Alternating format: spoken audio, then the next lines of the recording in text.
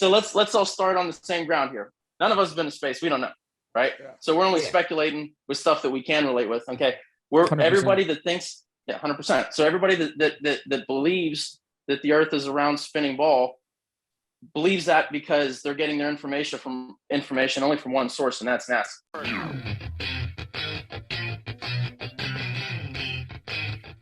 What's up, baby? Welcome back to another episode of Rated G with Gary G. Garcia and Brian Licata. I am your host, Gary G. Garcia, along with my partner in Misinformation, Brian Licata.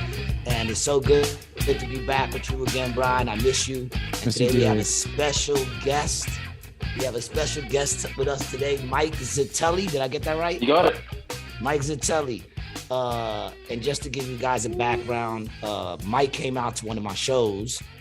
And then the following day, we ran into each other and started kicking it. And we started getting into the conversation about flat Earth. And Mike seems to know a lot about this. We've spoken about this on the show before. And he loves to talk about it. So I said, dude, say less, right? I stopped our conversation. I said, say less. Let's talk about this on the podcast. So, Mike, it's a pleasure to have you here today. Just real quick, what is it that you do? Or that you did? I'm actually currently in the U.S. Air Force Reserves. So I have background in mechanical aviation. I spent 11 years on C-130s and C-17s are cargo planes. So I traveled, I've deployed on the other end. Thank you for your service, by the way, too, man. You're welcome. You're welcome. I definitely appreciate anyone who serves, in the forces, despite what our government might make, their alternatives, their agendas might be. I know that the people who join with the right reasons. Nobody joins there looking to fucking just push along the agenda of the government. Yeah. You kind of get caught up in it. But I appreciate your service, man. So Mike, you're a flat earther. You're convinced that the Earth is not. Yeah. Round. So with that said, I'm required to say that I don't have. These are my personal opinions, and this doesn't reflect on any way the United States Air Force or the Armed Services. Rock and roll. This is just my personal opinions. That's all it is here with all of us, people. This is just our personal opinions. We just kicking it, and that's it. That's basically it. That's so the reason why it's let me ask you a question. When did you start getting into this? Is this something that you kind of was thinking yourself, or you started hearing this? Then like said, yeah, wait a minute, and started looking into it? That's a good question. So I started getting into this. I heard about this back in 2016.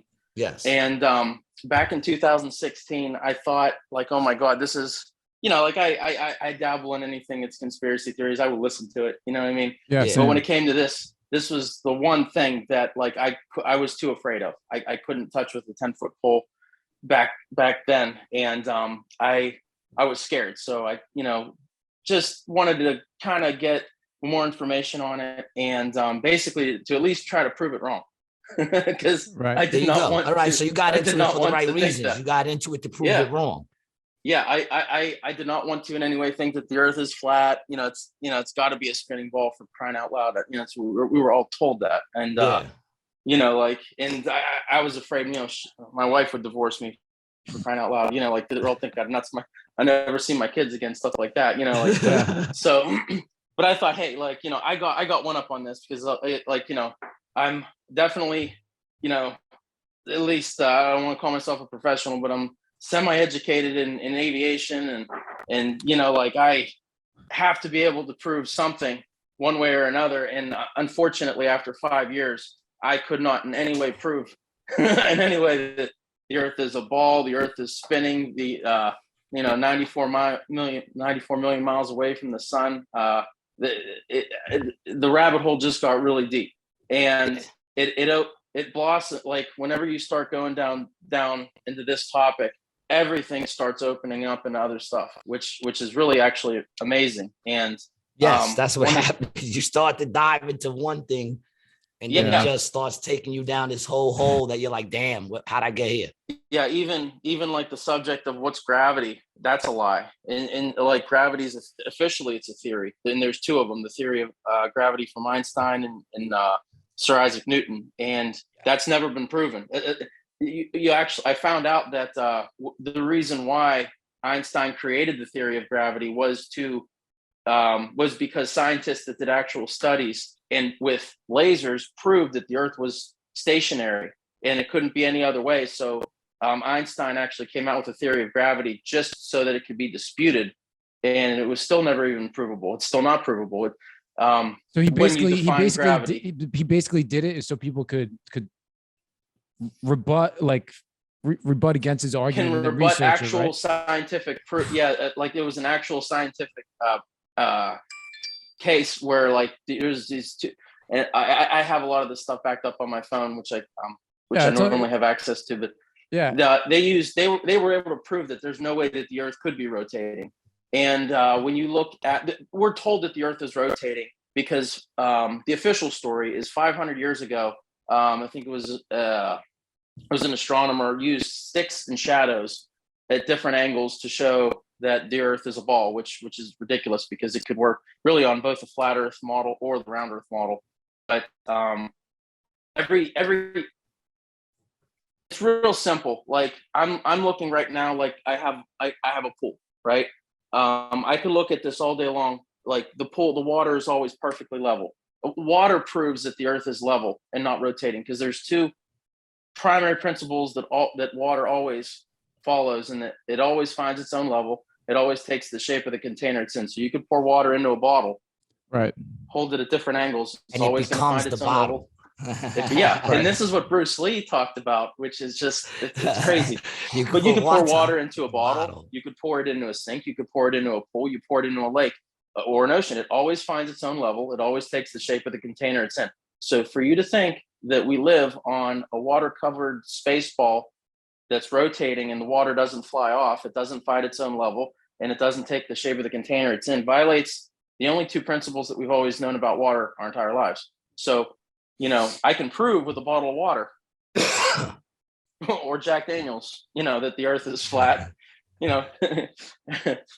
I mean, so it would be gravity. I mean, obviously gravity is the argument, right? That's what it would be. Like if gravity is true, then obviously, we could be on a round place because the gravity would be keeping us and everything else to the ground, Yeah. So the primary argument is, well, gravity holds everything together. That's how everything sticks to a ball. Mm-hmm. But that opens up Pandora's box because it's like, all right, well, if you think that's the case, then you literally have to think like if we're in Pennsylvania in the United States, we're relatively speaking sitting at the top of a ball, right? If everything is a ball, that means that people in Australia right now are having conversations just like we are, upside down, and they're not falling off. And they drive to work in a car upside down. They're sitting in the building upside down. They're going to sleep upside down. And then everybody in London, relative to where we are, is now sideways at a 45-degree angle, walking at a 45-degree angle, driving cars at a 45-degree angle. Like, I will say this. I don't really understand that part. Well, I understand what he's saying. That if we're on the top of the globe, can you explain it again so I can just I didn't get. And this is where it's kind of hard to like talk in like over a podcast because I have countless videos, countless pictures. Yeah. Yo, tell me something. I'll pull them up. Okay. Can I do that? Bring them up. Can I do that on my phone without leaving the Zoom call on? Okay. I mean, you could try. You could try. It's not a big deal. Your screen goes blank for a second. It's not a big deal. Hold on a sec, because the picture's worth 1,000 words. And now, what's so funny is when he met me and we started talking, and then he said, "What do you think of the flat Earth?" My response, right, Brian, that I'm not a flat earther, but I'm a round Earth skeptic. And the truth is, those are the reasons. Because when it comes down to it, like when I think about the whole thing of gravity and all that, and the pull and the world being round, it takes so much more, especially because of what he's saying. Basically, is that like if we're at the point where we're at the top of the globe, whoever's on the bottom end of that would be upside down. Yeah, but that's you're thinking in 2D space. You got to think in 3D space. You know what I mean? Like, what does that mean? Huh? Well, what are you saying? Like if you believe in space, right? Then the direction of everything is all just relative. If you're in, he's talking relative to us. Yeah. So relative to where we are, there's going to be someone else. Yeah, but there's no up or down. That's what you're not getting because. So you're saying we might be down. Yeah, I'm saying, bro, okay, listen, if you believe, yeah. If you look at a map of the Earth with no, here, I'll show you north or south. Yeah, here you go. Let me see if I can. Right, let's see. Bring it up. Let's see what you're talking about here, buddy. Yeah. Let's see, buddy. Because that's always been my thing. Like at certain points, it doesn't even matter if there's no up or down. The fact of the matter is we're on different sides of the Earth and we're both getting pulled in. It's just, to me, it seems more, there's a lot more explaining to do, right? Like just look at this, right? Yeah. The only reason that we think we're up is because the maps we were shown were the reverse of this. You know? What do you mean? Well, look at this. This is the United States right here. This is South America right here. Yeah, but you're showing it to me on a flat thing. I'm just saying the direction of what is north versus what is south, right? On this map, you know, Brazil is here and the US is here versus like this, you know? okay, can I send you okay, if I want to send some pictures here, Yeah. how would I? You can send it to me and I'll send it to Brian. Yeah. Okay. Or email. If you have Instagram, that would probably be the easiest way. I don't. No. Hold on. Can you send me your hold on. Let me. Okay. You could just. Let me just get set. Okay. If it's a picture, just text it to me. Yeah, text it to Gary. And then I'll send it to him. I'm trying to do that. Okay, hold on a sec. I'm trying to see. That's my thing, though. My thing is that it just makes. There's so much more explaining to do once you throw the whole thing of the world being round with gravity. There's so much more that has to be explained. When if it's flat, there's not much really explaining to do. You go, you got wind, drag, you go up in the air, you land. It kind of makes more sense. You know what I'm saying? Because I agree with him. Okay. But so if it is flat, then what's out there? You know, space is so much easier to understand to me. A vast emptiness of nothing is much easier for me to understand than whatever the fuck is on the outside of the flat. But wait a minute, even with a flat Earth, can't there still be a vast openness of nothing? I guess. Well, here's the thing. Yeah, that's true. Let's be honest about this. I've never been to space before. Have you been to space, Gary? No, I don't think any of us have, and I don't think you been to space, Brian? Okay, so let's all start on the same ground here. None of us have been to space. We don't know, right? Yeah. So we're only speculating with stuff that we can relate with. Okay, we're 100%. Everybody that thinks. Yeah, 100%. So everybody that believes that the Earth is a round spinning ball believes that because they're getting their information only from one source, and that's NASA. Okay, and I can blow holes miles wide with every single thing that they've ever said because this is what they say isn't even just provably false. It's laughable. I mean, it's laughable. I'm not even set up here because right now I'm talking to you on my phone. I have so much information that I'd love to just. I'm guessing I'm gonna Gary, I'm going to email this to you. Yeah. G, just send them my email. G, I'll send it to you right now. Yeah. Okay, because I'm talking to you right now on my phone where all my information is, and I don't want to, no doubt. That's cool. Yeah, no worries. We got, this is usually a pretty long show. Yeah, no, we got time, man. We ain't got nothing else to do. And it doesn't have to be. I'm using my daughter's phone, so I can try to send this to you. Okay, so that email that you sent to me, Gary. Is that the one that I could send it back to you? No, I'm going to send it to you right now. Okay. Yeah, I just need your email. I'm going to send it to you right now. It's coming to you right.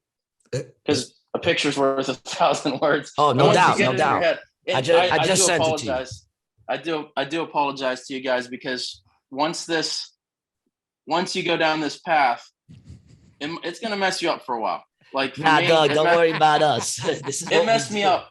It screwed me. I call it flat smacking, and I'm using the term from a guy that he's funny. His name's Dave Weiss, and that's the best term I could put it because once you get flat smacked, you're frozen. It'll screw you up. It'll screw me up for a year and a half. Okay, hold on. That's because I'm trying to he's probably looking stuff up on the phone. Get your email here. Yeah. Once I can get a way to be able to send you stuff, then you'll see exactly what I mean. Uh-oh. I'm ready, man. Listen, man, if you can move me over right now, I'm right there, dude. I'm in the middle because there's certain things that to me, I just sit there and go, usually the easier way to explain things is usually the real thing. You know what I'm saying? Like when you have to add so many things to explain it, then I start to get a little leery. And I agree with, one of the things that I have with it's like he said, we only have this thought because this is what was taught to us all our lives from when we were little, you know. Yeah. And So, to go Yeah, I mean, against that's how it is with everything. Yeah, I mean, so well, we've learned some things now that we're older. We didn't learn it when we were younger. I mean, like we wouldn't be questioning 9/11 when we were little. We started to question that stuff when we got older with our minds more expanded. We're able to look at something and go, wait a minute. As a child, you're not saying wait a minute to anything that they show you. You're just absorbing it. Like even now, when they say men could have babies and you know, women are whatever, you know what they're saying now, little kids will eat that shit up. The same way they ate up Santa Claus and the Tooth Fairy and all that other shit. How devastated were you when you first found out that Santa Claus was a lie? It changed my life. It changed your life, yeah. And then you get this, you're told from your parents who you trusted, you know, that Santa Claus was real. And then you find out, no, he wasn't. And you basically set your relationship up with your child on a lie, on a big lie too. You know what I mean? And why would you want to, I mean, think about it. Like, why would you lie to your kids about something, you know, for 10 years and only for them to, because you know they're going to figure it out eventually. And when they do. For me, it was 17, man. I really believed my mother. I wasn't even asking why I'm doing my own shopping. I wasn't like, why are we shopping for my own gifts, Mom? Hey Gary, I sent you the email. Can you post that so Brian can see that? Well, you sent it to the one I gave you, then you sent it to Brian. Okay. Yeah, I'm just. Did you get it? No, I'm just waiting for it to come in. You know, so like that's the thing. The thing is, there's so much explaining you have to do with around Earth. With a flat Earth, you really don't have to explain that much. You know what I'm saying? Like the reason why we're on the floor is because it's flat and we're on the floor. You know, we can't fly. You know what I'm saying? Like it just seems weird that like you could jump, you know, and like what is it? Gravity pulls you back down. I guess that's what it is. Yeah. So the official story of gravity is that gravity is a force between two masses. Okay. And this has never been provable, and it's actually been it's laughable because you cannot prove that there is a force of attraction between two masses, okay, at all. But this is the number one thing that holds the entire round Earth idea together, because without gravity, it all literally falls apart. Yeah. So now I got a question though. You look at those because they say that the world is spinning so fast that it creates gravity, right? Yeah.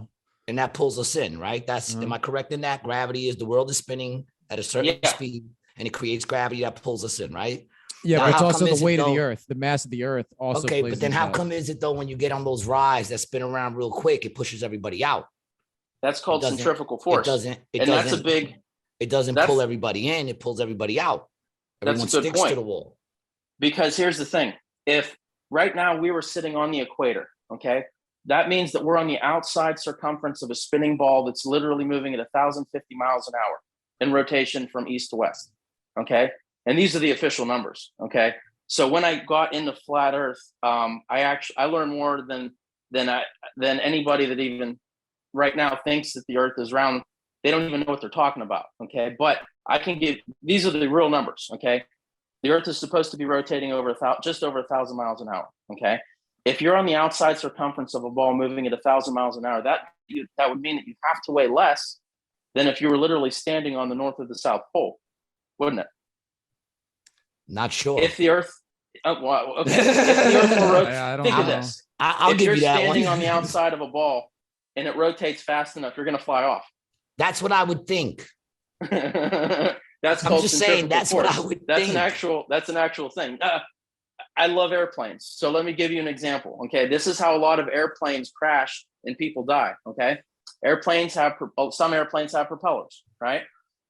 And whenever they spin real fast, that's called the plane of rotation. Okay. Yeah. And it's in the Air Force, it's called the prop arc because that's where the propeller's spinning. But here's the thing. Sometimes things go wrong.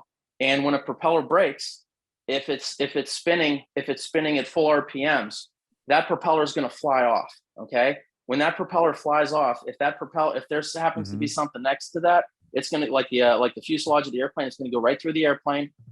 People are going to die, and then what's going to actually happen is the prop will then be out of balance, and then it can literally shake right off whatever's left, and it happens all the time. Okay, it's So there's a turbine plane of rotation. Even jets have the same thing, because whenever they spool real quick and they have a very high RPM, if one of the fins inside the jet breaks, it's going to go right through the nacelle, right through the fuselage, and people die. You know what I mean?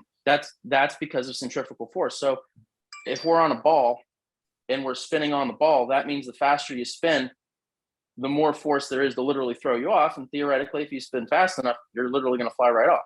But obviously nobody's flying off the earth. Okay. But nonetheless, if you're on the outside of a ball that's spinning, you have to weigh less than somebody that's not spinning at all, like at the North or the South Pole. So if you weigh 200 pounds at the North Pole, you get into an airplane, you fly to the equator, and you get off, you have to weigh less standing on the equator than you would at the North Pole. What's the weight difference? And then there should be proof of stuff like this. There should be proof, for example, and like the first point that I made is that, like, if we're on a ball, we're in Pennsylvania, we're at the top of the ball. People in Australia are upside down right now. If you believe the earth is a ball, you have to believe that people right now in Australia are eating lunch and having conversations and driving cars upside down. Or we're upside There's down. waterfalls. Or if Australia is right side up, we're upside down right now. Okay, you have to believe that. Okay. Yeah, I don't necessarily agree with that. Because what you're saying, Brian, is there is no up or down in space. Correct. Because, if you're in space where you can go in 3D in any sort of direction whatsoever, and you have something that is theoretically, let's just go with the numbers of the size of the earth, that is that large to scale, when you're going around, like you would just keep going. There is no up or down because it's fucking round, There isn't a top and a bottom of Brian, that doesn't. I got something for you. Well, you would have to again agree with gravity and all of that stuff as well. All that stuff would have to be in, but I don't. It's always seemed weird. I don't think that argument works with believing in that stuff. It's not an argument. What you're saying, Brian, is that someone who really knows their shit. What you're saying, Brian, is someone who really knows their shit about gravity and space would be able to just throw that out right away. That argument. I'm in with everything else, though. Okay. Well, I got a question. I got a question, right? I just had to contend with that. Yeah, go ahead. We have satellites. We're told we have satellites in space, right? Allegedly, man. Allegedly. they take pictures of the Earth, right? Yeah. That's what we're told. Okay. Yeah. So when they take pictures of the Earth, there should be thousands of pictures of the Earth where there's building at the top of the ball. There's buildings that are standing upright at the side of the ball. There's buildings sideways at the bottom of the ball. Everything's upside down. There should be thousands of pictures of these from these satellites, all the satellites that we have, showing this. Find me one. So what you're saying is that, because isn't it also a thing of like the distance? That's why they say we don't see the curve, because it's like a certain distance that we can't see when it starts to curve. Isn't everything about I don't know. Once again, like I'm. Yeah. I ain't gonna lie. A flat earth to me makes sense. It just makes more sense. I want us to all start off at the same point. That way, we're not arguing. We're like all agreeing, and then we can. Yeah, I'm not even debating. I'm just trying to figure out. Yeah, I'm just trying to understand. I want to know. I'm just trying to understand as much about this as possible. So here's the thing. If the Earth is a ball, like they say, like we're told it is, right? They tell us it is. There should be thousands of pictures where, when you see the entire Earth, the Earth in its entirety, and you can see things where, like at the top of the ball, looking at it from a satellite from space, things are up right side up. At the bottom of the ball, they're upside down. At the side of the ball, they're sideways. But there's no evidence. There's no. So now I got a question. What about Google Earth? Like in like. Okay. So what about something like that? What would you say to that? Okay, well, I got pictures that I'd love to send you right now. I got pictures where I got proof where they use military drones to take stuff, low-flying aircraft to take pictures. When you're looking at Google Earth, okay, you can see in very high definition. And when you zoom in on somebody's house, you see trees, you see Right, that's definitely a picture. Of course. Right. Yes. And from what I understand, they actually use something called LiDAR cameras for that. Yep. Okay. It's similar to radar, but it uses lasers. Yep. And so a camera uses lasers to be able to take depth perception. Yep. And so that's what they use. And that's how they get the details like that. But when you're looking at Google Earth, when you zoom in, it's really detailed. When you zoom out, it overlays and it switches all of a sudden to, once you get to a certain point. Yeah, you're right. Where it changes to a cartoon. And it's literally like a cartoon anime. When you zoom out, you can clearly tell, all right, this is something switched. And you can, it's plain as day when you see that.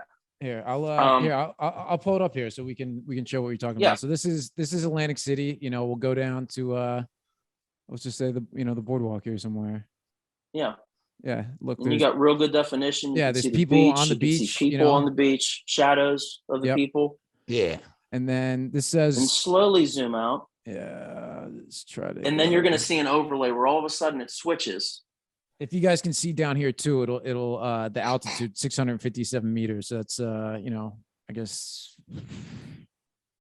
2,400 feet, something like that. And yeah, this, to get this level of detail, even where it is here, you would have to, everything would have to be layered and stacked, Mm-hmm. all these images.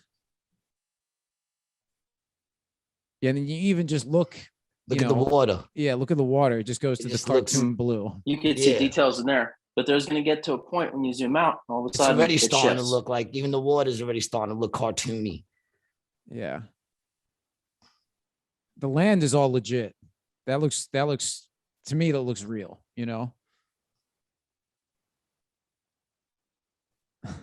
So you pull out, but at this particular point now, you're so far, you can't even see.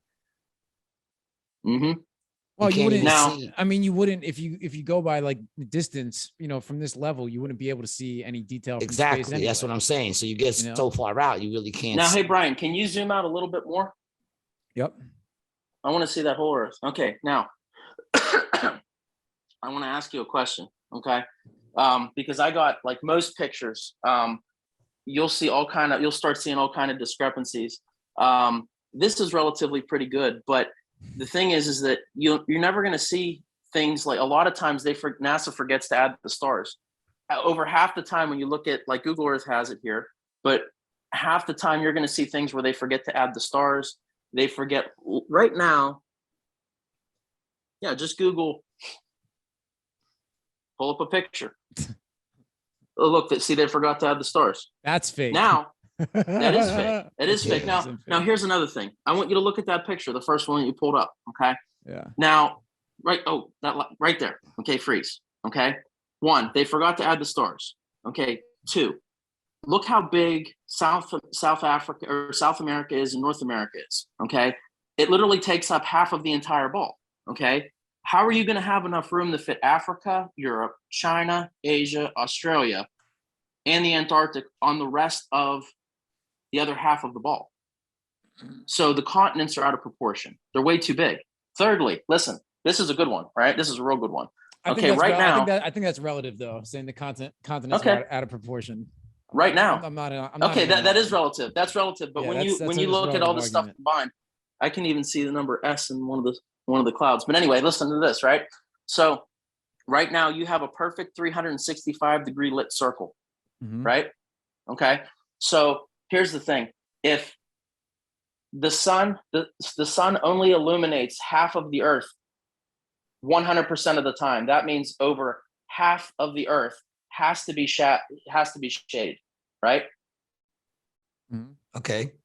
Okay. So, like, if the Earth rotates around the sun, okay, that picture you're showing me is perfectly lit 365 degrees around with no shadows anywhere.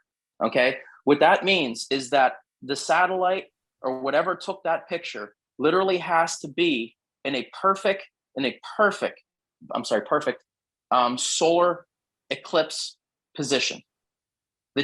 Meaning it has to be in an exact position so that it's only capturing 100% of the Earth that's 100% lit from the sun. If it was in any other position, 365 degrees to the left, 365 degrees to the right, 365 degrees up or down, there would be some shadow on the Earth. which means that the chances of anything taking a picture where the Earth is 100% lit by sunlight is literally like 1 in a few thousand.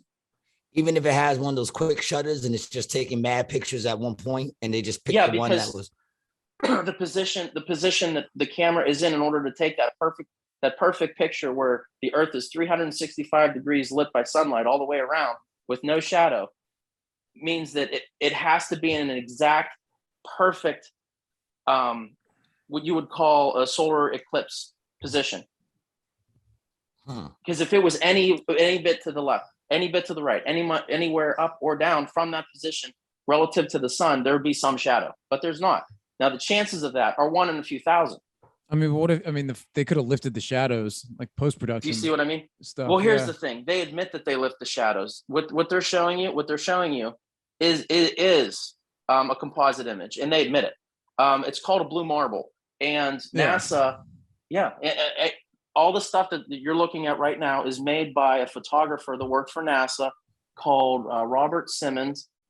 And you could look up I could send you the link for his. I'll go in right now. He's on it. That's why I got him. He's on it. I have all this stuff too saved, but so I do photo and video, so like I kind of know a lot about this sort of stuff, like at least compositing and stuff. Okay, so here we go. It's like the compositing stuff makes complete sense to me, just because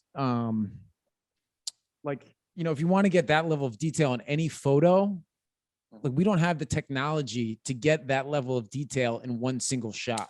We don't. It just doesn't exist. Well, you don't. So the chances of NASA getting it right every time are suspicious. I mean, they're not going to show. They're not like, I would never show you a photo that wasn't good. I'm not going to post the shitty photos. You wait until one is good. I'm just trying to find. I'll say what you're saying. They're probably snapping like those quick flashes. Yeah, and it's not even like that, man. They're taking pictures on huge sensors, and then they're laying them over and over and over and over, and they're stacking them. That's how it works. See, I've done that. With how photos. I feel about that, Brian. It's a fugazi. Once they start doing shit like that, Brian, I start to go, okay, wait a minute. I'm not buying it. All these amazing coincidences at once. I'm not buying it. I mean, it's one of those things. Now it's funny because Mike, you said that when you heard that, it scared you. What? It did. What? Yeah.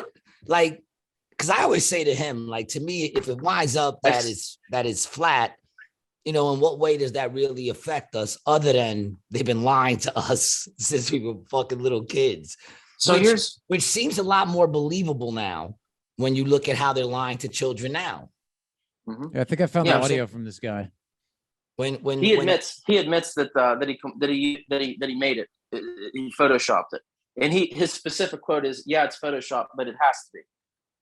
Well, that's basically what you said. That's what I'm saying. Is it it has to be for that's just how it is. See, that's the thing, man. All right, let's see. Because they're low, mostly in mid-oceans. And then where it's a little bit higher, it was like a little bit brighter green. Then add the clouds back in. There's a small problem with it because there's a very slight gap in between. It is to simulate the atmosphere. So it's the reflection of go back 5 seconds. So he just admitted he photoshopped it. Looks kind of flat, or the clouds are sort of... But you can't just slap them all together. It just didn't look realistic. It looks kind of flat, or the clouds are sort of too see-through. So I just hit Command-Z a lot. There's artistry to creating the world. What I imagine it to be. Unfortunately, I'm not an astronaut. I've never been to space. But I've looked at these images over and over again, trying to sort of get the essence of it. It is photoshopped, but it's has to be. It is photoshopped, but it's has to be. It is photoshopped, but it's has to be. It is photoshopped. So I guess it's photoshopped. That's so. Yeah, but obviously it's photoshopped, but it has to be. Like no photographer posts a photo without running it through Photoshop. Like that's everybody does that with pictures, Yeah, I know. That's why you shouldn't have to see anymore. He shouldn't have to be doing anything. It should be literally a picture from a satellite, and that's what it is. When they admit that, I mean, he's not doing this picture for like a magazine. He's trying to show us. Are you saying that everybody, like even in the news, they run it through Photoshop?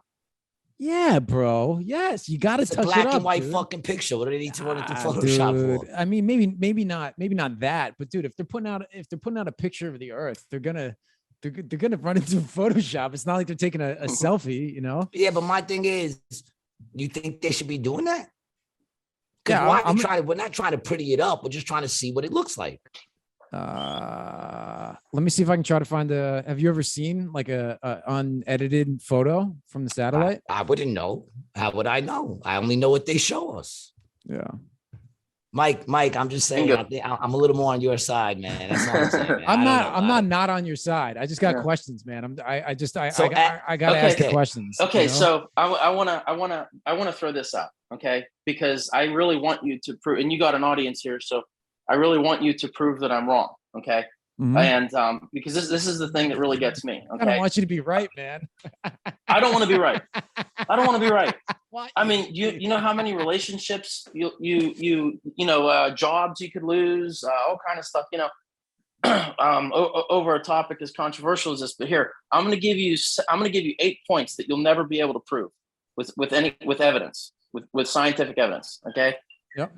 Starting with the one that got me into this, because this really ticked me off when I was, struggled to try to find this one. But try to find, when you start flying internationally and you go from, continent to continent, in the Northern Hemisphere, things are curved and they kind of line up, but, they're still not straight lines. But when you start traveling internationally in the Southern Hemisphere on a plane or on a boat, nothing makes sense. I mean, nothing. Okay. Try to find one flight, any flight that departs from one end of the Southern Hemisphere, flies over the Antarctic or the South Pole, and arrives on the other end of the Southern Hemisphere. Yeah, you will never be able to find that, ever. No. Ever. Okay. That's what got me. But I'm going to give you 7 more points that you'll never be able to prove. Okay. There's absolutely no evidence for the distance of the Earth to the sun. Okay, that's a big deal in astronomy because they say it's 94 million miles, which is 8 light minutes. Okay, try to find some evidence, some scientific proof of there being how they found the distance of the Earth to the sun. Well, any scientific Brian already evidence. knows how I feel about that. When it comes to them throwing numbers on how like millions and this and that, I'm always a little leery of that, because that's the truth. Like, how did we figure out the distance between the Earth and the sun? How did they come up with that distance, Brian? So they never tell you. They just say, oh, it's 94 million miles. Okay. So it's like, all right, 94 million miles. All right, let's check that real quick. Brian, I'm looking. Google how did they figure out the distance between the sun and the Earth? How was that figured out? And I'll give you a hint. They call it 1 astronomical unit. They base all of astronomy on an astronomical unit. So whenever you look into, like they say, Milky Way galaxy is this far from this star and blah, blah, blah. They base it all on an astronomical unit. So short version, what we actually measure is the distance from the Earth to some other bodies, such as Venus. Then we use what we know about relations between interplanetary distances to scale that to the Earth-Sun distance. Since 1961, we've been able to use radar to measure interplanetary distances. We transmit a radar signal at another planet or moon or asteroid to measure how long it takes the radar echo to return. Before, radars had to rely on less geometric methods. Oh, so then that distance is bullshit. Basically, it's just bullshit. And that's all right, cool. So they don't know. Keep going down. So basically, what that says is they don't really know the distance from the Earth to the sun. That's what that basically says. Yeah. So they just say, the distance from the Earth to the sun is 94 million miles, and we're going to base everything in the entire galaxy, the Milky Way, and every single star, the distance based on that astronomical unit being 94 million miles. Okay. So let's just assume that the distance of the Earth to the sun is 94 million miles. Okay. Where's the proof? They don't give any at all. But here, that's called 8 light minutes. Okay. So they say 94 million miles is 8 light minutes away. That means this, right? Well, see, that brings me to another question. How did they figure that out? Yeah. Well, let's just go off the numbers that they say, and you can see how ludicrous this is, right? Now, they say that the sun is exponentially bigger than the Earth, and they say that the Earth looks like a grain of sand in size comparison to the sun. What that means, if the Earth was right next to the sun and you would go outside and you look up, everything you would see from one end of the horizon to the other end of the horizon would be nothing but sun. right? You know, and you'd obviously burn up, but that's another story. But you look up, and from one end of the horizon, the other end of the horizon is nothing but the sun. And 94 million miles will take the sun, as big as everything you can see, to something as small as the size of a dime at arm's length away. Because when you go outside in the sun shining, it's about the size of a dime at arm's length. Don't you agree? You mean when you put your hand out and you look at it from like your thumb, you could cover it? Yeah, sure. It's about the size of a dime at arm's length, and only 8 light minutes made the sun as big as everything on the horizon from one end to the other to as small as a dime at arm's length from 8 light minutes away, only 94 million miles. Here's where it doesn't make sense, right? The closest star in the solar system, closest to us, which is about the same size as the sun, is just under 4.5 light years away. Okay. So Brian, let's do a little bit of math. How many minutes are in 1 hour? 60. Okay. So how many hours are in 1 day? 24. How many days are in 1 year? 365. 365. Okay. So you multiply all that together and then multiply that by 4.3. And that's how many light minutes away is the nearest sun. This is the nearest star, which is about the same size as the sun. And if 8 light minutes makes our sun as small as a dime at arm's length, you'd never be able to see a star from 4.5 light years away. Okay, I see. I see where you're going with that. But the strength of because, like, okay, just another example off of that, right? If I'm standing 10 feet away from you and I have 2 flashlights, right, that are the same size, but they have different wattage, bulbs in them, and I shine them at you from the same distance, one is not going to be as bright as the other one. You would have to assume. I'm glad you brought this up. That the light emitting from this star is the same kind of light that comes from the other star, same gases, same composition. So you're saying some lights are brighter than others. And even though it's the same size this way, it might not have the same density and mass. All right, let's hear it. Okay. So all I'm saying on this is that the nearest star to our sun is, according to them, is 4.3 light years away. Okay, and it's about the same size as the sun. So we're just going to compare them about as average. 8 light minutes makes the sun as small as a dime at arm's length, but yet the nearest star to ours is 4.3 light years away. And how many minutes are in 1 year? Let me get a calculator. Hold on. Okay, so there's 60 minutes in an hour, right? So 60 minutes times 24 hours in a day times 365 days in a year is 525,000 light minutes in 1 year. Multiply 525,600 light minutes times 4.3 years. Okay, so 8 light minutes makes the sun as small as a dime at arm's length. Okay, how would you be able to see the closest star when it's 2.3 million light minutes away? Yeah. Actually, I see what you're saying now, because I'm looking up some stuff right here. So Alpha Centauri, the light system that is closest to us, there's 3 stars, and it says approximately Alpha Centauri A and B are 4.35 light years away. That's the closest one. And now our star is how far? It would be 8 light minutes. Our sun is 8 light minutes. It makes it as small as a dime. 8 light minutes makes it as small as a dime. But yet the nearest star is 2.3 million light minutes away. I got a question, and I don't know if this matters or it makes a difference. Stars don't stay fixed like the sun supposedly stays fixed, right? Yeah. Well, or the sun moving and we're just moving around it. Yeah. So I mean, we're spinning. And the star is spinning, and the sun is spinning, but it's also moving about as well. Everything's moving, We rotate around the sun, but the sun also moves. But the sun moves. Okay. Yeah, and spins. Okay. It's not just still. How do we know it spins? We don't, dog. Here's another Mike, one, right? I just got your email with the blue marble. Do you want me to pull it up still? No, you already got it. You already Okay, got that was it. the same thing. Okay, yeah, I don't know what the deal was. It took a little while to get to me. I've accumulated over 5 years just so many videos and so many photos, so much proof of all this. It's just it's mind-boggling. That's why. You brought up a point, Brian, that was really good. You were talking about lights, and like the intensity of lights can be different. Here's a really good point. One of the biggest things in astronomy that they talk about, which is how they determine like distances of stars and galaxies, is called the inverse square law of light. Okay, and it's really, really, really simple. You could look it up. This is a universal thing. It sounds complicated. It's really simple.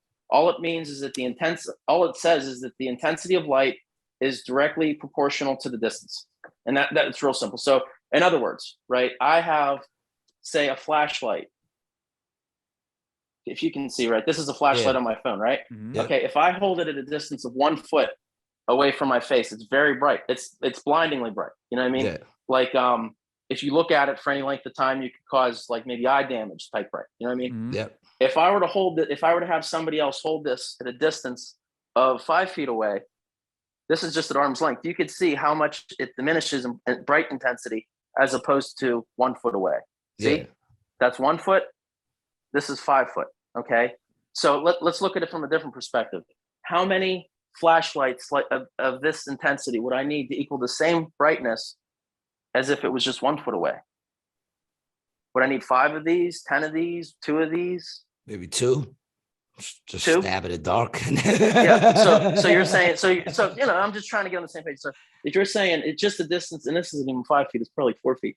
So I need about 2 of these lights in order to equal the same intensity. Well, maybe more now that I think about it. At 1 foot away. Yeah. Okay. Yeah. So give me an idea. So this is exactly 1 foot. This is roughly 4. Yeah. How many flashlights would I need to equal the same intensity at 4 feet as 1 foot? Yeah, maybe 2. 4. Yeah. I'd say 2. Yeah, we'll say 2. I was going to say 2 to 5, anywhere between 2 to 5.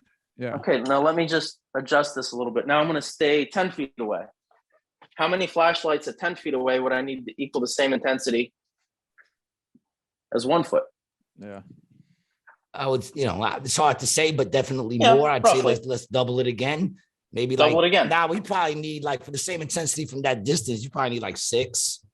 Yeah, about 6. Okay. Yeah, I'm only going 10 feet. Now, if I was 1 mile away, how many of these, do you think I would need to equal the same intensity? Yeah, but there's different strength lights. Like if you had a lighter, like a cigarette lighter, and that lighter, they're not going to have the same intensity at the same distance. Yeah. Well, this is just a rough example. This is how all light works, by the way. I could do this with a lighter. I could do this with a flashlight.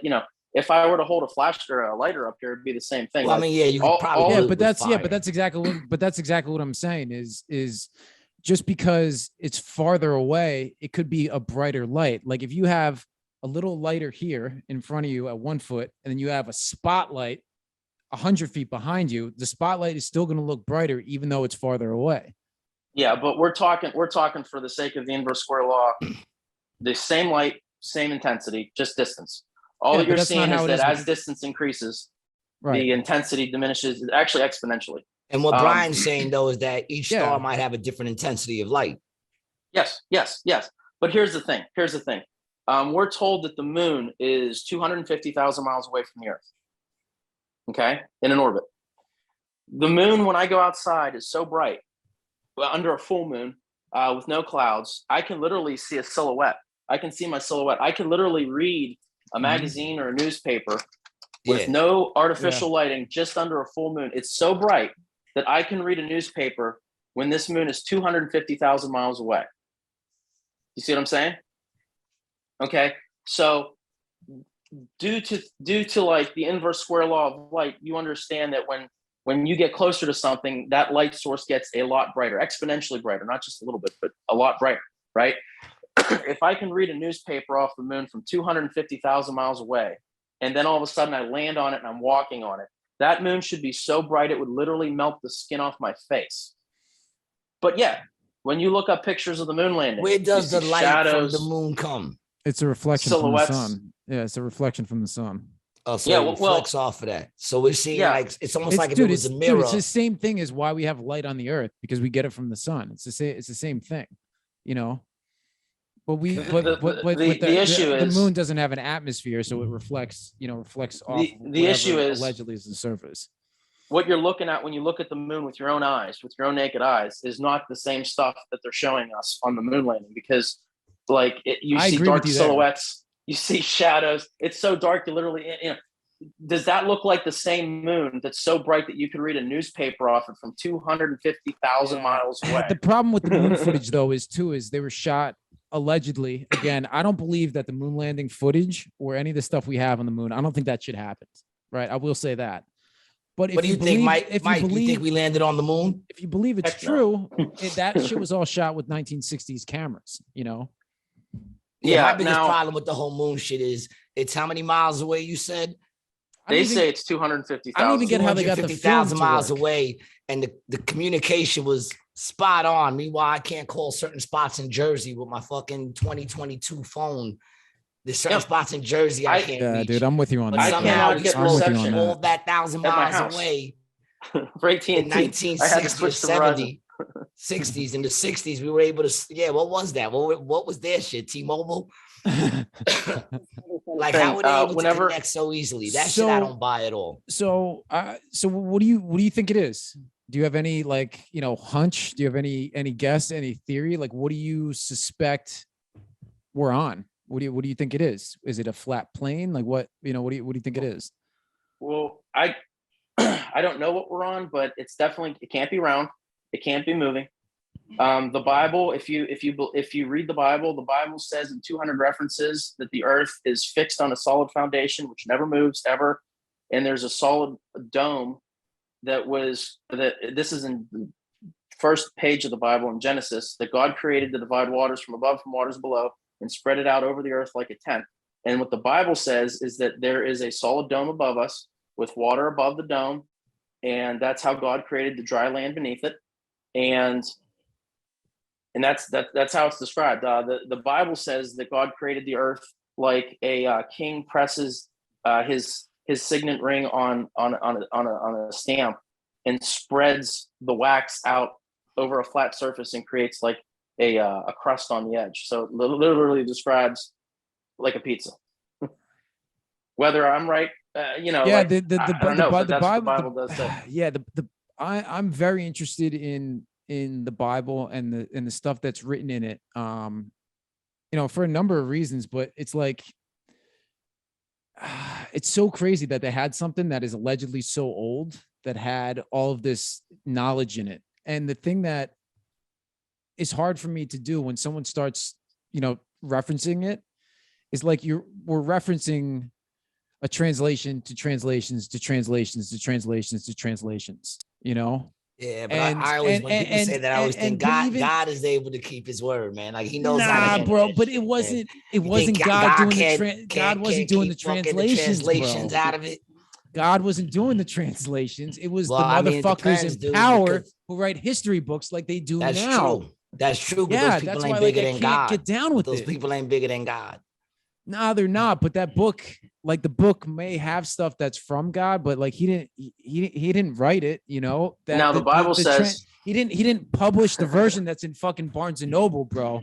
Well, I mean, it's funny because here's the thing. You will have certain commercialism and capitalism delivered you will have certain people, certain theologians who will say that certain translations aren't good translations. There are theologians who are out there who will argue that certain translations are not good translations.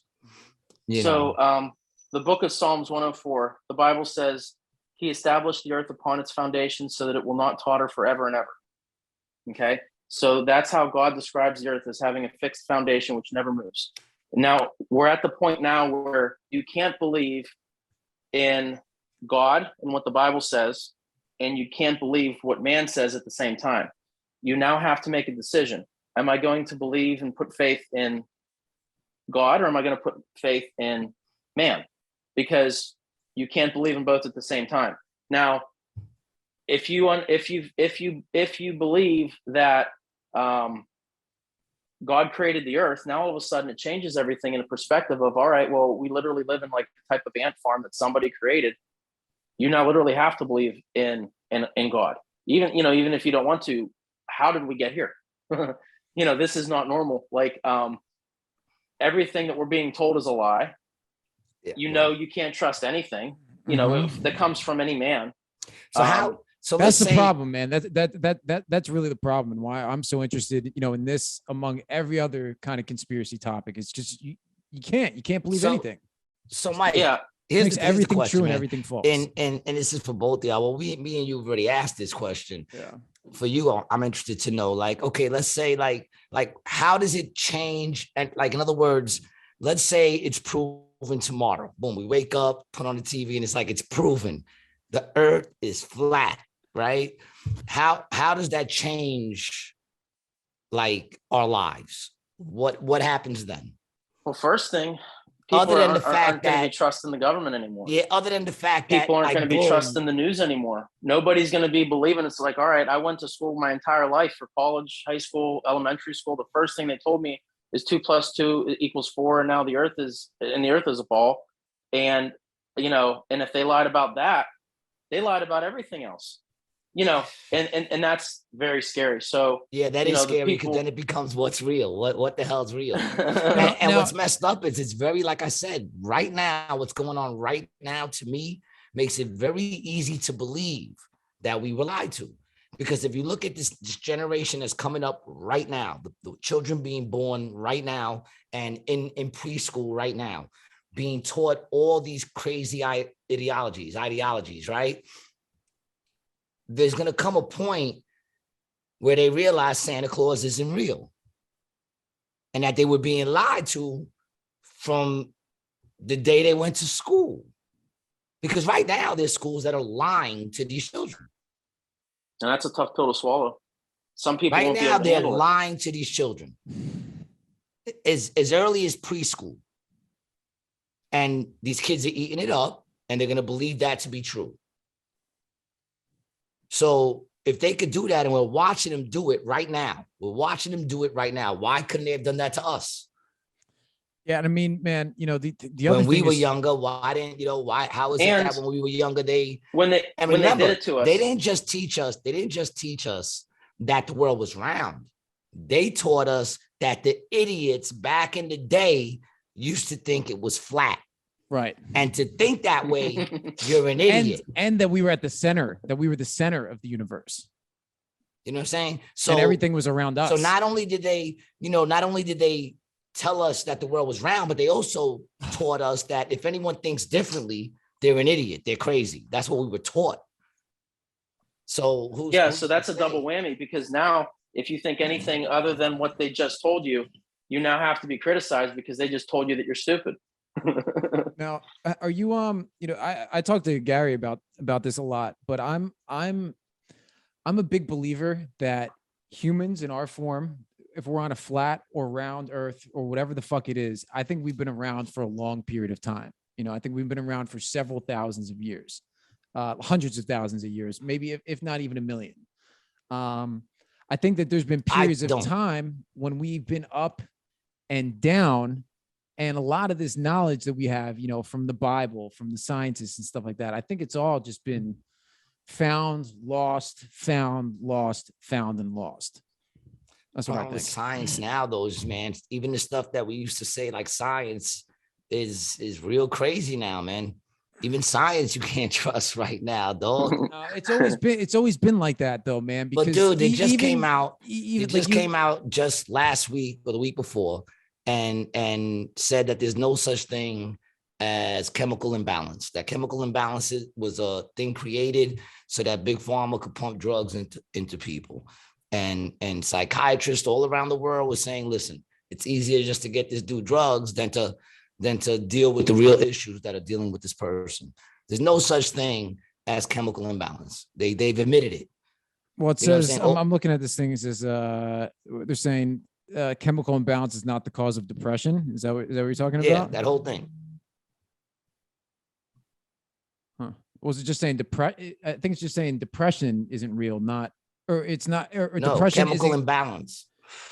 There's no such thing as a chemical imbalance, dude. You gotta look into it. I've been looking into it. I'll get the information. But the fact of the matter is the drugs they were giving them were just getting them high. That's all it was doing. If the person was down, they give them uppers. If the person was up, they give them downers. So all the advice I used to tell people, like just smoke a joint, I was giving them good advice because all they were doing was taking drugs anyway. The drugs were doing nothing. Right. You know Yeah. So saying? it says the chemical imbalance theory has potentially spawned other dangerous ideas, such as the serotonin deficiency hypothesis could be responsible for violent behavior. Yeah, man, I'm with you on that. The article looks like though it's saying that the study disproves chemical imbalance causing depression. Not that chemical imbalances don't exist, that they don't cause depression. Yeah, well, I don't think they exist. I don't think it's a chemical It could be imbalance. messed up no matter what listen, you're on. If you're listen, you're telling me it's a chemical imbalance and they can't just No, find bro, a way to put that chemical balance it out. Like when they were giving these drugs, they were giving them drugs, but it wasn't doing nothing to balance out the chemicals. Yeah, and I don't really think there's like chemical imbalance would have to. That was just a word that was made up. I agree with you. It's a made up word, son. Because it is also, we talk about this, what is actually normal? So what is balance other than what people say balance is? Same thing I was saying before. What is north? North is towards the North Pole. But if you flip the map upside down, and we were taught that north is actually Antarctica from when we were kids, that's what you would think north is, right? Left is only left because we were taught left was left. And in other languages, the translation is only assumptions of what we actually mean. True. Here's something interesting that I kind of, you can't believe anything. You can't believe anything if you agree with what I just said. You can't believe in anything at all, because all anything is just a reference to something else, right? Like you take language, for example, right? In English, we say hello. Spanish, hola. Italian, ciao. None of that is anything but us. Aloha. Aloha in Hawaii. And it also means goodbye.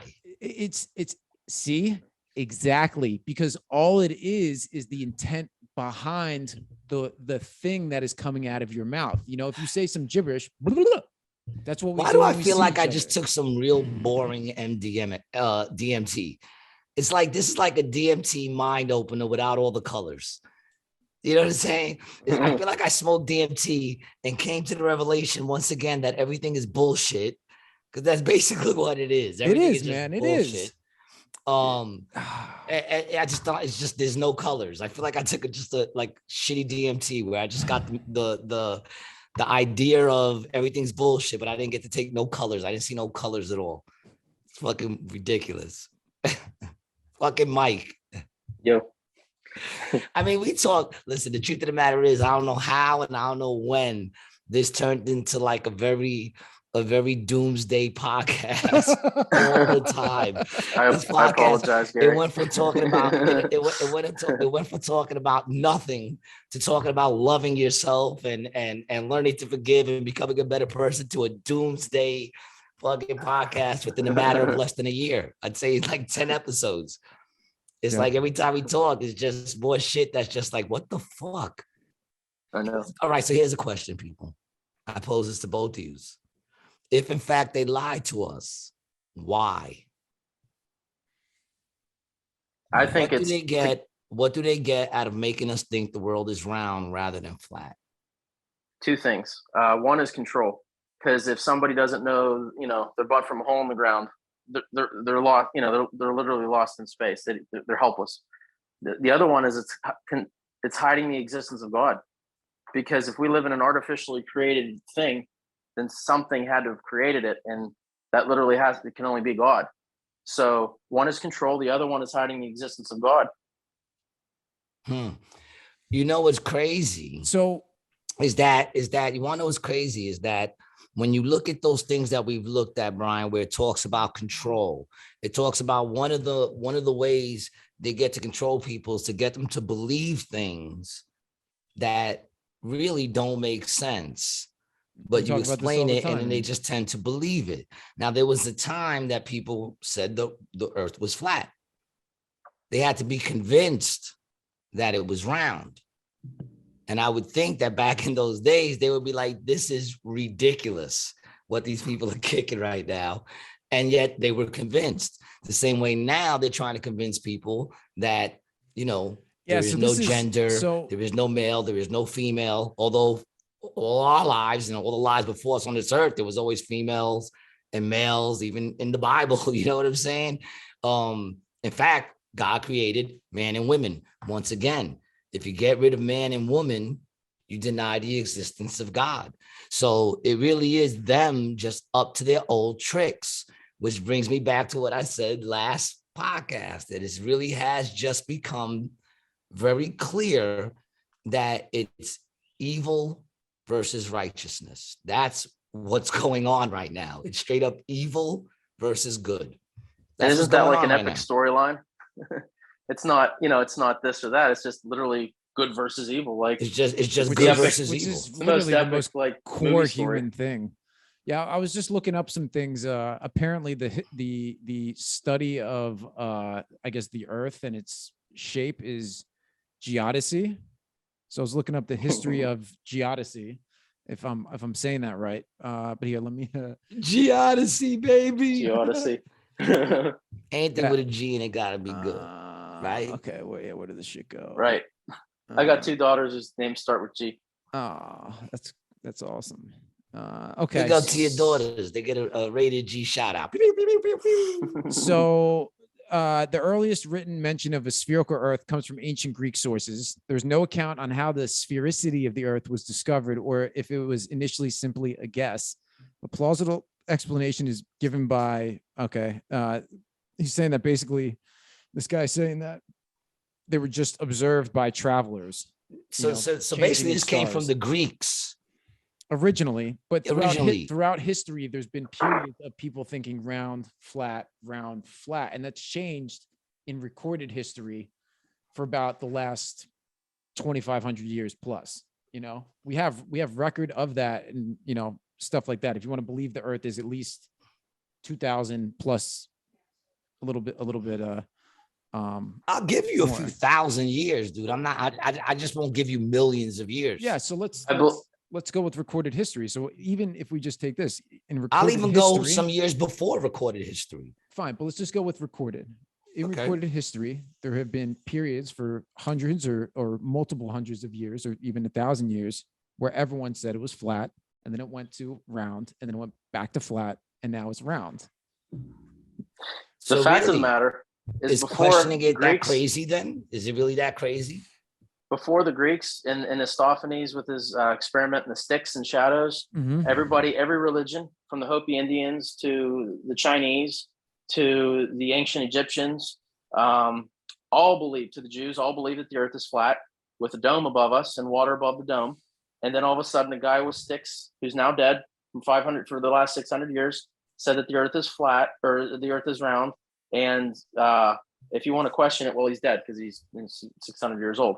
So the problem with that is that until very recently, with like modern technology, we now have rockets, we have lasers, we have technology that can now test the boundaries of the Earth.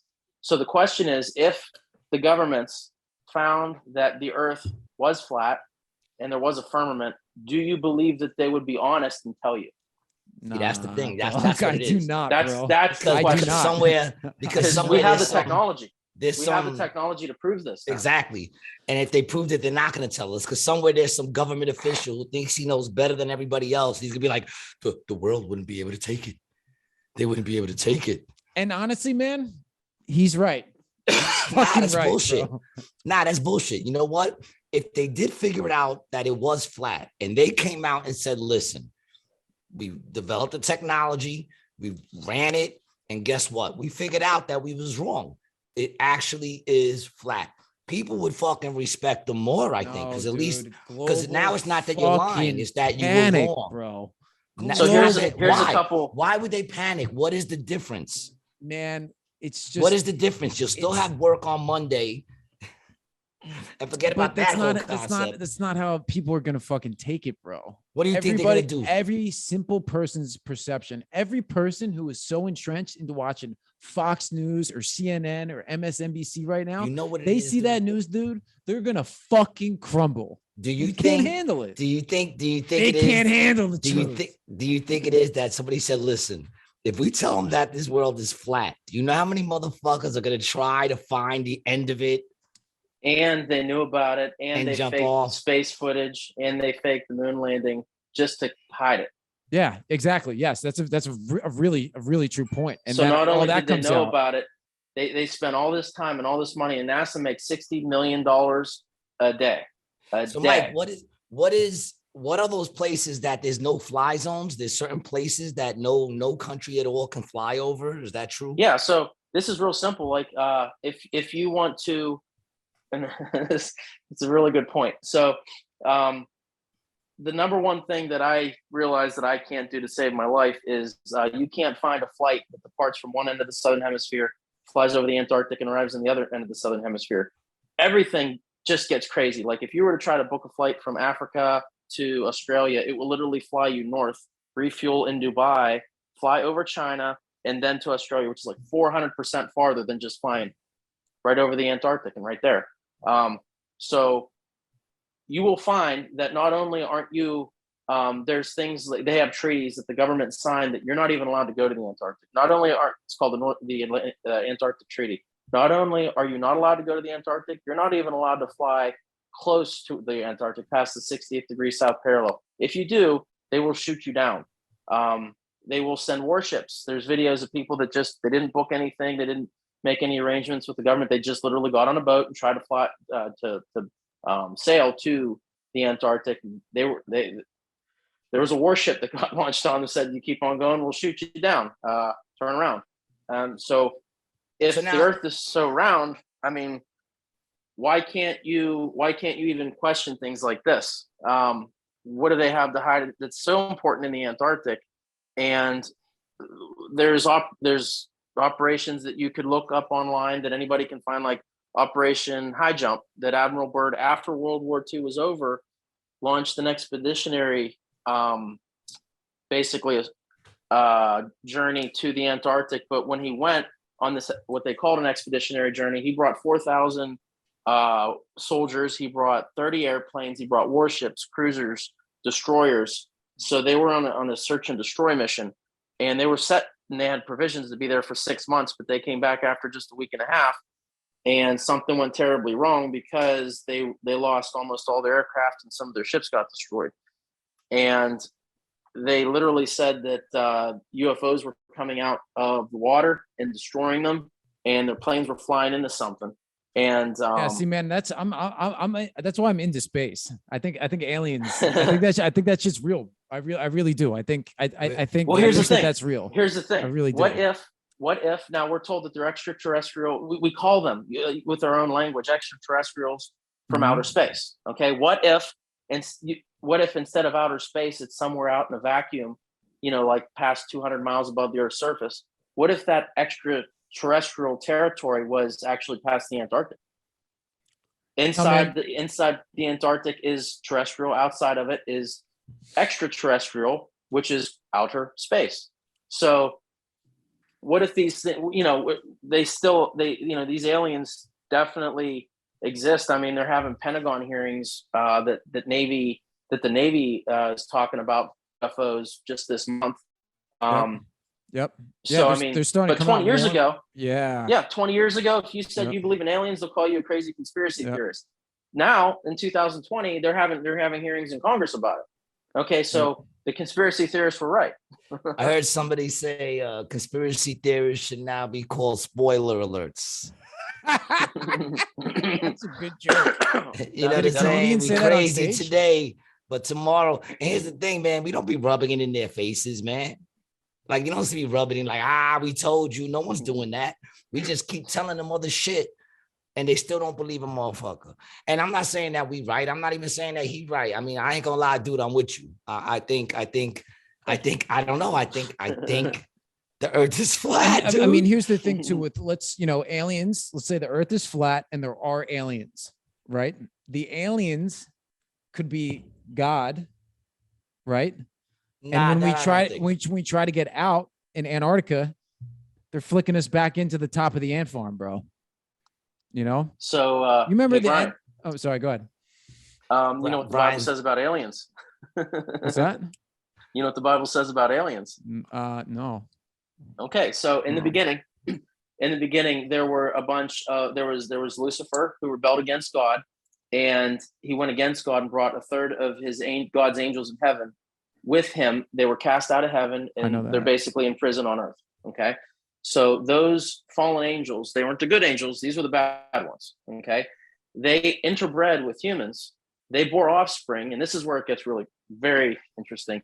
They bore offspring, and the offspring that were walking on the earth weren't human beings. They were part human, part fallen angel, and they were giants. The Bible describes giants that have 24 appendages, 6 fingers, 6 toes, that were up to 450 feet tall, that were so big that regular men look like the size of grasshoppers. Okay. And that's what Jeremiah and David had to kill. Like you read about David and Goliath, he actually had to slay giants. But there was a whole land in Israel that was completely saturated with giants that Joshua and David had to kill just to be able to clear for God's people, because that he wanted the Hebrews there. And so it says in the Bible that the real reason why God destroyed the earth in a flood is because when the fallen angels were cast out of heaven, they interbred with human women, and what was walking around on the earth wasn't what God made anymore. The fallen angels didn't stop with humans; they interbred with animals and plants, and the stuff that was walking around was an abomination. So the Bible says the flesh was corrupted. It wasn't about sin, like people like lying and stealing and killing, although that had something to do with it. But it was about the stuff that was walking on the earth was not what God made. So what aliens he flooded are, it. So he flooded it to get back aliens. to what he made. He flooded it and reset it like a Sega Genesis game. It's like, all right, I'm gonna keep Noah and his egotistical family of our dear. So dear aliens God, are basically the offsprings of fallen so the angels Bible and hoes. Describes Nephilim, and they're the offspring of fallen angels. So they're not the good ones; they're the bad ones. Yeah, I'd love to. So we got to do a whole episode about Bible stuff. We got to do another episode about that. Yeah. Now, Mike, have you heard? We still got a little bit of time. Have you heard about the Great Reset? Yeah. I mean, we're basically in it right now. Yeah, we're halfway through it, I think. I think we're in like what the Bible describes tribulations. Oh, of course. Like right now, I mean, of course, just doubled.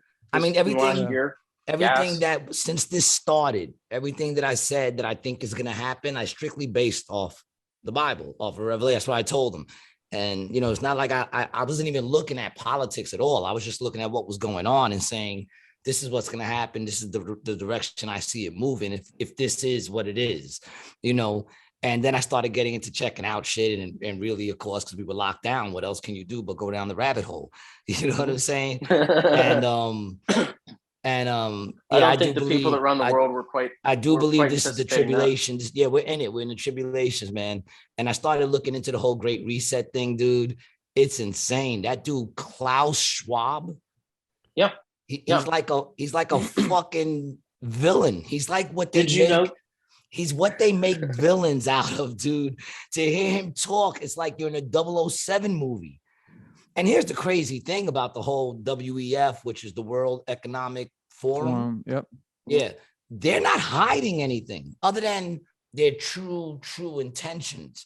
But when you look at what it is they're trying to do, it's all control. They tell you they want to depopulate the earth using vaccinations as a depopulation weapon, control everybody left with a one world currency, which is going to be most likely XRP, owned by a company called Ripple. And that's how they're going to control whatever's left. And so should I buy some XRP right now? I'm not saying that I did, but you might want to invest, man. But you got to be as wise. They tell you got to be as wise as the serpents, tell you in graphs. They tell you in graphs that everything's going. All the banks right now have to shift to an ISO 222 compliant messaging service, and the cryptocurrencies that they list are XRP, XLM, IOTA, and HBAR and QNT. So I mean, I don't think it would be a bad idea to put a little bit of money in any, just a few of those. Can you text that? I'm just kidding. Yo, dude, you gotta record it. Just watch one fucking episode for a change. Yeah. So I mean, with that being said, if that is the mark of the beast, though, I'm not ever going to receive a mark of the beast to spend it. So even if it goes to $1 billion, yeah, you'll never see a chip. And I'd rather. I'm not giving up. My salvation just for money, but. if I Brother, could I use agree with you, man. something, you know what I mean? I'm agree thinking with of it you. as judo. When your opponent's attacking you and he throws his weight at you, if you can use his weight and momentum against him to put him on the ground, that's just fair game. You know, Yep. it's war. Did you know the SEC took action against Ripple Labs? Yeah. And that's why the price has been so low, which is interesting because if they win the lawsuit, that means that's going to be the only regulated and officially recognized cryptocurrency by the United States government out of everyone. So what do you think that'll do to the price? Yeah, I'm definitely gonna have to buy some of those. The SEC also sued Tesla, and after the lawsuit was over, even Tesla lost the suit. Their stocks went, oh man, up 1,000%. Like if you'd have just had like $1,000 in Tesla during that lawsuit, you know, you'd never have to be working again. Google got sued by the SEC. Little Tesla.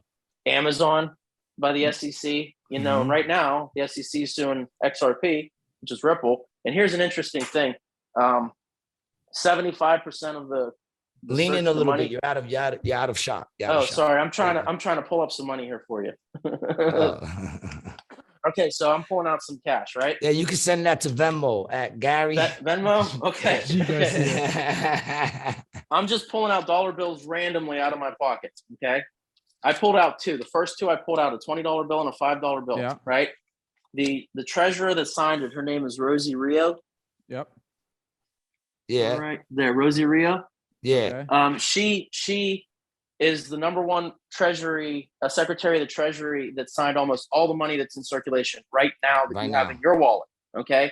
She left the U.S. Treasury Department 3 years ago to work for XRP. She now works for XRP. So if you literally just follow the money, you don't even have to know anything about it. But now mine is something Josiah and oh yeah, Rosie's the other one. Yeah, I got it's on the bottom left-hand corner. Yeah, I got a what's the name?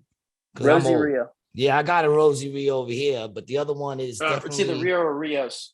Rios. She was the 43rd treasurer. Rios.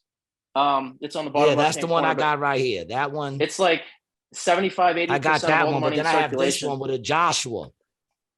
Yeah. Pull out another dollar bill. I don't think I have another one, dog. I'm a comedian. Well, you're already 50-50. Dude, that's crazy, bro. I can't believe that that's where she's at. Yep. Yeah. So, and that's just, that's just a small part of it. I can go on that topic alone. Of course. Yeah. Just like the flat Earth. Yeah, I'm sure. That's all I do. That's all I do. I just, I get bored and it's just spend my time looking that stuff up. But all the banks already have agreements with Ripple. Ripple's the only XRP is the only cryptocurrency that's actually backed by Fortune 500 company. For all my people, we're not talking about the drink. We're not talking about drinking Ripple. For my people, I know I got they make milk. They're like, we need to invest in Ripple, and they invested in fucking Ripple. Yo, Mike, man, I wanna thank you for coming on this show. I'm not gonna lie, dude. I think I've moved over. Yeah, I got some. I moved over, and it's not even like he had to convince me that much. It was just certain things that, like, when you just look at certain things, I always felt that it just makes more sense that the world is flat. It just makes more sense to me. Mm-hmm. It's very easy to explain. You're on Gary, the ground because you have a weight, and the weight puts you on the ground. You know what I'm saying? And you could jump off, but you're gonna come back down because you have that weight. To me, it always even thing like a plane taking off and landing. It's flying, now it's slowing down, so it's coming back down again. To me, that makes more sense than if you're going around in a circle and somehow you don't fly off. Because are you a pilot? You're not a pilot. I'm not a pilot. I'm a crew chief. I've flown on a lot because I would think planes, that the pilot would have to constantly, right? Am I bugging? But the pilot would have to constantly adjust to go around the curve. Yeah. Now, you know what I'm saying? The average jet flies 500 miles an hour, right? The curvature of the Earth that we're told is 8 inches per mile square, right? So it's really, really, really, really simple to find curvature on anything. You could literally go on any calculator. So, hold on. Because I'll get the exact number for you too. So it's like, I don't even want to, I'm going to go off the numbers that they say, but if you're flying on an average jet that flies an average of 500 miles an hour, you take 500 times 500 equals that times 8 inches divided by 12 inches per mile. Hold on, 500 times 500 equals that times 8 equals that divided by 12. Okay, so if a jet is flying at just 500 miles an hour, every single hour, it has to make an altitude correction of 166,666 feet. We'll divide that by 60 minutes in an hour because there's 60 minutes in an hour. That means every single minute that a jet flies, it has to make a curvature correction of 2,700 feet a minute, every 60 seconds. Yeah, that's impossible. Yeah, that's impossible. Yeah, there's no way. Don't you think a pilot would notice if he had to make an altitude correction of 3,000 feet every minute? But you ask every pilot, they don't. I can give you, you could find this up. This is public information. There's the classified CIA documents, NASA documents, the official FAA, Federal Aviation Administration, says that for all intents and purposes, in their documents, that the Earth is flat and non-rotational. A lot of the instruments on an airplane won't work on anything that's not flat and non-rotational. An airplane, for the name of it is a plane, Plane. The word plane means a flat surface which extends infinitely in 2 dimensions. You know what I mean? The word itself. And on that note, Mike, that's a mic drop, baby. That's a mic drop. On that note, right there, I want to thank you so much, Mike, for coming on the show. I love how we met. You came out to see me, man, and we ran into each other, started kicking it. And I told you I wanted to bring you on the show. Anybody who has great conversation is worth having. And I'm glad you were here today, man. Good luck. Thanks for having me, Gary. In all your endeavors, man. The best to you and the family and your 2 little girls. And Brian, anything you need to share? Follow us. On it. Like the show. Like the show. Oh, and if you like the show, I want you to know something. The reason why we're able to do this, man, we're sponsored by Apollo Bud over in Astoria, Queens, man. If you're looking for some bud in Astoria, Queens, check out Apollo Bud on Astoria Boulevard and on Queens Boulevard. No, Astoria Boulevard and Crescent Street. Apollo Buds. There it is right there. There's the number. All the information is in the links. And once again, if your love life is feeling a little shabby, you don't know how to tell your lady you want to try some kinky shit, go out and buy yourself XXX Playground, the adult board game, only the best adult board game ever made. You roll a couple of dice and you're fist deep into your loved ones. XXX Playground, there it is, man. The best adult communication tool ever. They don't even like to call it a game. It's a tool, man, like a screwdriver or a hammer. Or any other dropping the hammer, pounding kind of thing you can think of, man. Check them out at xxplayground.com. Brian, who's our last? And after all that pounding, what better way to relax than some high quality, pure CBD products? And that's when you can go over to our friends at What's Good CBD. What's Good? They have all sorts of stuff. It's good stuff. They got Delta 8 carts. They got, the tinctures, the gummies, a little bit for whatever route of administration is your favorite. Sorry, nothing for the sniffers. Okay, back to you, Gary. Yeah, man. I want to thank all our listeners for checking us out. Follow Brian at Brian the Video Guy on Instagram. Follow me, Gary G. Garcia. You can catch me in Atlantic City Tuesday through Sunday, unless I'm on the road. And if you want to see if I'm coming into your neighborhood, just follow me, man. I always post all my stuff. Thanks for watching the show. Peace.